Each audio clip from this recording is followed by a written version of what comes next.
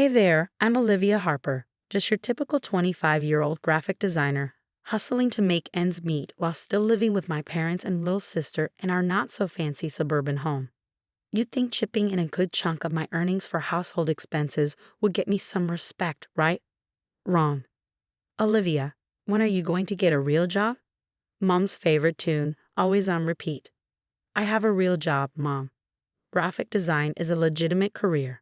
If it were, you'd have your own place by now. Classic Caroline, always ready with a zinger. Dad would just shrug, and Megan? She'd smirk from behind her phone, probably posting about her loser big sister to her followers. Despite the constant digs, I tried to keep my spirits up. My 26th birthday was coming up, and I was determined to make it special.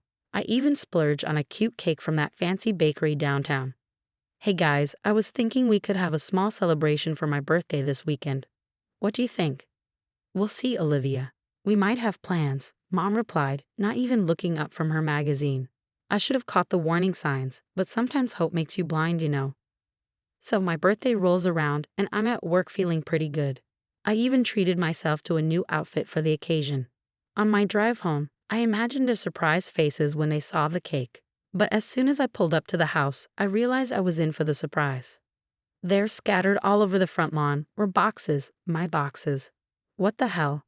I jumped out of the car, my heart pounding. That's when I saw them. Mom, Dad, and Megan standing on the porch like some twisted welcoming committee.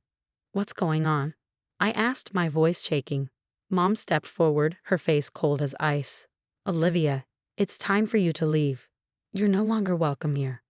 I looked at Dad, silently begging him to say something, anything. But he just stared at the ground. But it's my birthday. I don't understand. Where am I supposed to go?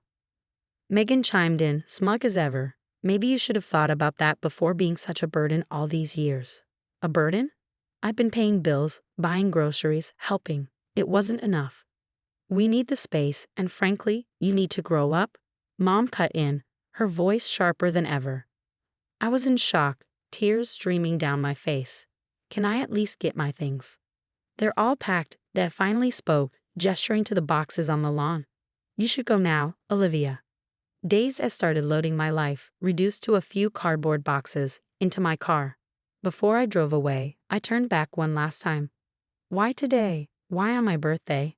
Mom's response was cold. Consider it our gift to you, independence. And just like that, on what should have been a day of celebration, I found myself driving away from the only home I ever known, with no idea where I was headed. I ended up at a cheap motel, spending my birthday alone, surrounded by my hastily packed belongings, wondering how my family could be so cruel. Little did I know, that betrayal was just the beginning of a journey that would change my life forever. After that nightmare of a birthday, I threw myself into work like it was my only lifeline, pulling all-nighters, taking every freelance gig I could find. Anything to keep my mind off the pain and build up my savings. One late night at the office, my boss, Alina, found me hunched over my desk, bleary-eyed. Olivia, honey, you're going to work yourself into the ground. What's going on? I couldn't hold it in any longer. I told her everything about getting kicked out, my family's cruelty, and the dingy motel I was calling home. With each word, her face softened. Oh, sweetie, why didn't you tell me sooner? Listen, I have a spare room. It's yours until you get back on your feet. I nearly cried with relief. Elena, I don't know how to thank you. Don't thank me yet. I'm going to work you harder than ever. Elena winked, and work me she did. But with a roof over my head and her mentorship, I thrived. My designs started getting noticed, and soon clients were lining up. Through it all, my best friend Zach was my rock. One night over pizza and beer, he got that familiar mischievous glint in his eye. Liv, you know what would really stick it to your family? Becoming wildly successful. I laughed, but the idea took root. You're onto something, Zach. Watch me. Months flew by as I poured every ounce of creativity into my work, and it paid off. One day, Elena called me into her office, grinning from ear to ear. Olivia, how does lead designer sound? With a hefty raise, of course. I was speechless. You've earned this, kid. Now go make me proud. With my new salary and the freelance gigs I'd been stacking up, my bank account had never looked better. But I wasn't finished. I started a side hustle creating digital art. At first, it was a slow burn, but then it exploded. My pieces were everywhere: websites, apps, even billboards. Zach couldn't believe it. Liv, you're like a one-woman creative powerhouse. As my success grew, I started house hunting. That's when I found the one, a stunning three-bedroom in the swankiest part of town. The realtor eyed me skeptically. It's a competitive market. Are you sure you can afford this? I smirked and whipped out my pre-approval letter. I think I'll manage. The day I moved in was surreal. Zach helped me unpack, whistling as he admired the view. Motel to mansion in a year. You're living the American dream? Live. But life has a way of throwing curveballs. I was lounging by my pool when my phone buzzed. Megan's name flashed on the screen. I hesitated before answering. Olivia, it's me. I know who it is, Megan. What do you want? Her voice was small, nothing like the smock sister I remembered. I need help. Dad lost his job, and Mom's spending is out of control. I can't afford college anymore. I felt a twinge of sympathy, quickly squashed by memories of that fateful birthday. That sounds like a you problem. Please, Liv. We're family. I cut her off. Family? You lost the right to call us that when you threw me out on my birthday. I'm done being your safety net. No, Megan, I've learned the hard way that I need boundaries, and this is me setting them. Don't call again. I hung up, my hand shaking slightly. Part of me wanted to help, but I knew better. I had risen from the ashes they left me in, and I wasn't about to let them drag me back down. I never thought my face on a magazine cover would lead to such a mess. The day the article came out, my phone was flooded with congratulations from friends and colleagues.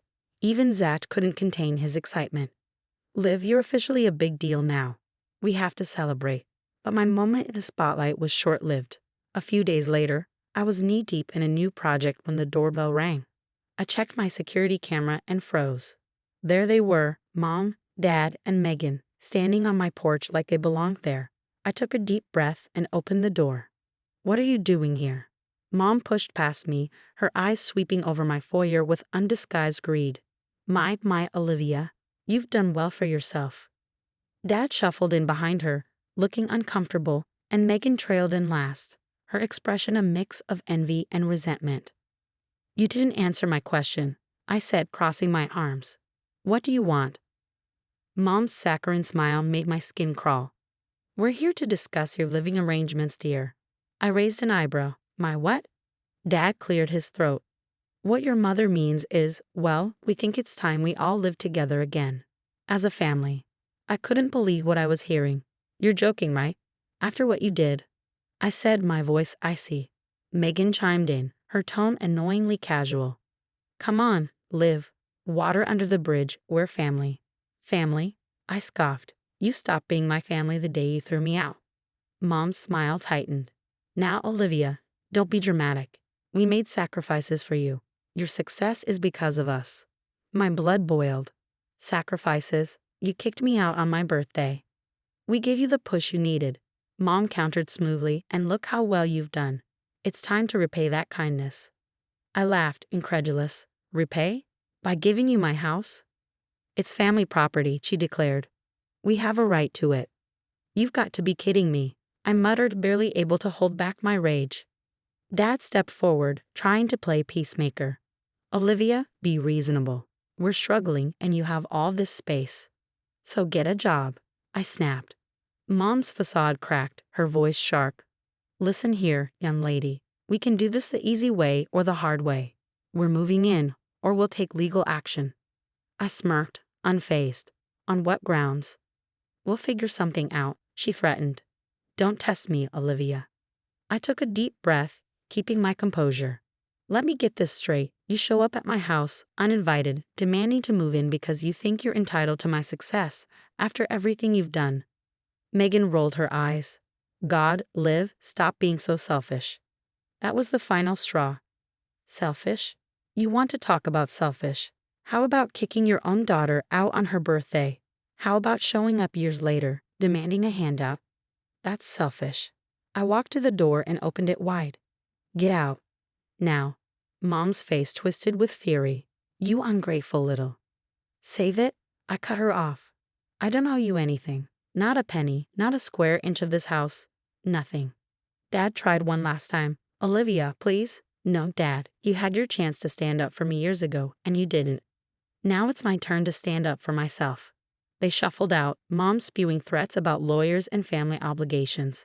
I closed the door and let out a shaky breath, then smiled, remembering the security system recording every word. I picked up my phone and dialed Zach.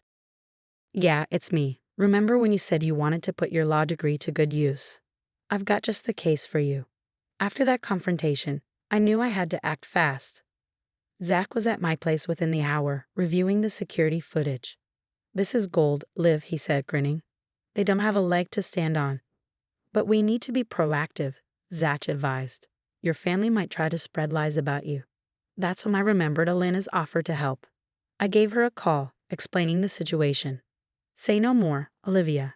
I'll make some calls. Within a week, whispers about my family's behavior spread through the local business community. Dad's already slim job prospects evaporated overnight. Meanwhile, Zach and I dug deeper into my family's past. That's when we stumbled upon something interesting. Liv, look at this, Zach said, pointing at some documents. Your parents' tax returns from the last 5 years. Something's not adding up. I peered at the paperwork, my eyes widening. Are you saying what I think you're saying? Zach nodded grimly. Tax evasion, and not just a little. The next few months were a whirlwind. My family tried to contest the restraining order, but Zach shut them down spectacularly in court. With their reputations in tatters, they became social pariahs. Then came the IRS audit. I watched from afar as their lives unraveled, a strange mix of satisfaction and sadness washing over me. You okay? Zach asked one evening as we shared a bottle of wine on my patio. Yeah, I think I am. It's just, I never wanted it to come to this. He took my hand, his touch comforting. You didn't cause this, Liv. They did. I learned something important through all of this, that true family isn't about obligation or shared DNA. It's about choice, respect, and unconditional love. And I have found that in spades with the amazing people I now call my family. The story may be over, but the conversation is just beginning.